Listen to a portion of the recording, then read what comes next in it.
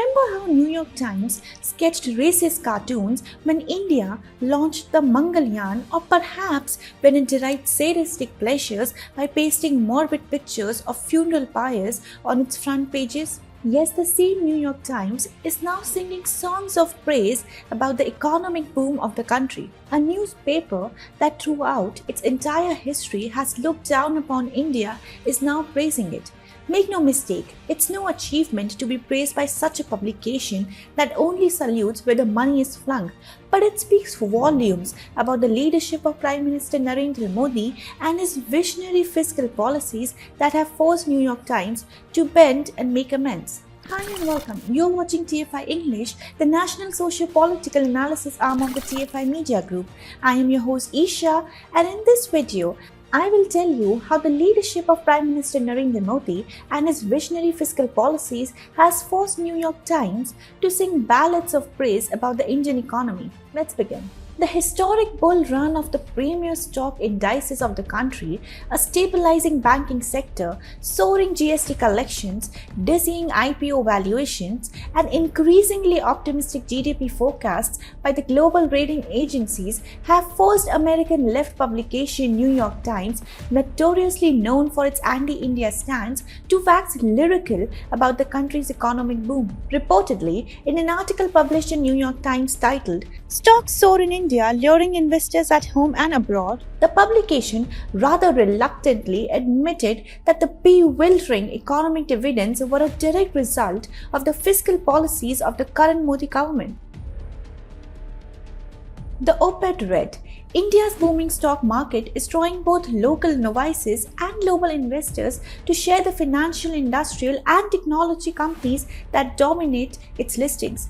The MSCI India Index is up about 30% this year, nearly twice the return of the global index, while India's benchmark 30-share S&P BSE in Sensex is up roughly 25%. Both have notched a seemingly relentless string of record highs, soaring on factors including simple demographics, governmental and fiscal policy, and geopolitical changes." Such has been the excitement surrounding the economic boom in India that even New York Times could not contain its surprise at the mammoth IPO of Paytm that managed to generate over $2.5 billion.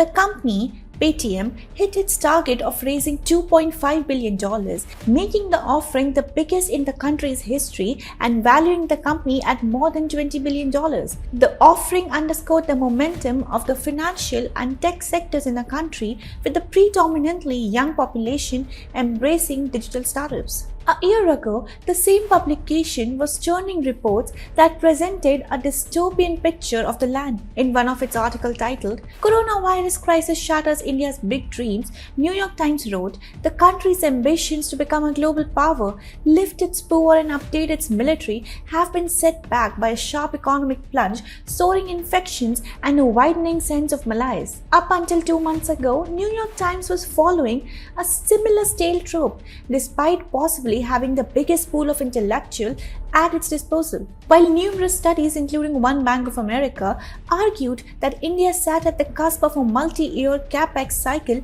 New York Times took a gloom view of things. It argued, "The coronavirus continues to batter India's damaged economy, despite the glaring evidence pointing otherwise. India, quite miraculously, has steered through a devastating second wave of the pandemic and came out stronger, sharper, and much more prepared for any future mishaps." New York Times singing ballads of praise about the Indian economy without any caveat or snarky remarks is indeed a welcome development. Perhaps the readers of the publication grew weary of reading China Watch, a regular column in the newspapers like New York Times, where a pro-China image is plastered, with the glue being the proverbial Chinese yuan.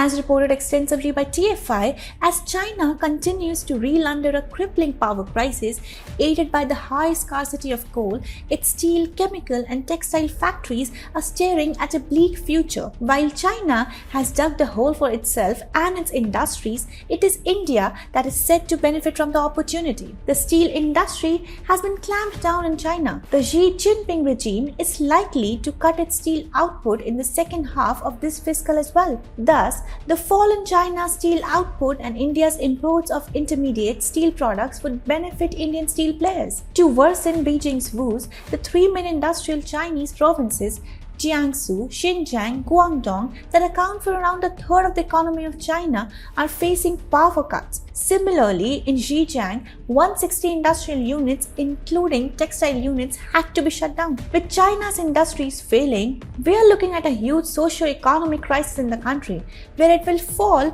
to fulfill all its basic needs, from manufacturing basic industrial goods to producing consumer goods like textiles and supplying enough electricity to power and illuminate its households.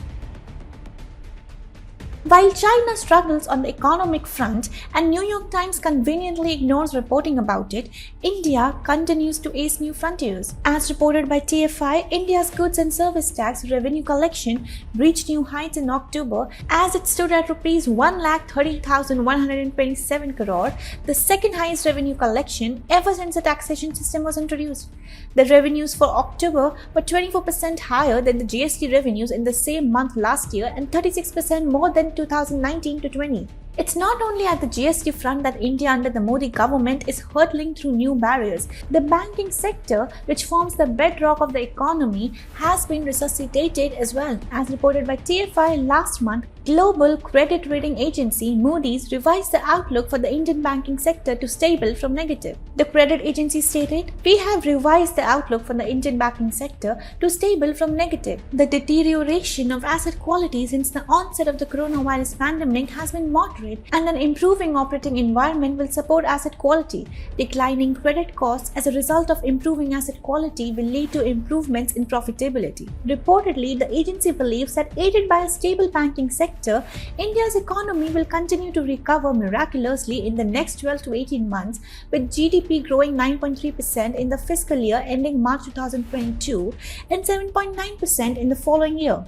Meaning, the GST collection, which just touched its second highest revenues, will hit new highs. The aim of a $5 trillion economy by 2025 might have taken a momentary beating due to the introduction of unspecified virus of unknown origin. But as is the case with an Indian success story, we tend to wear insults and expletives as a badge of honor. New York Times over the years hasn't shied away from taking a racist, xenophobic tone when it has come to India. Such has been the ginormous size of economy that even the American-based newspaper has had to evolve and mellow down.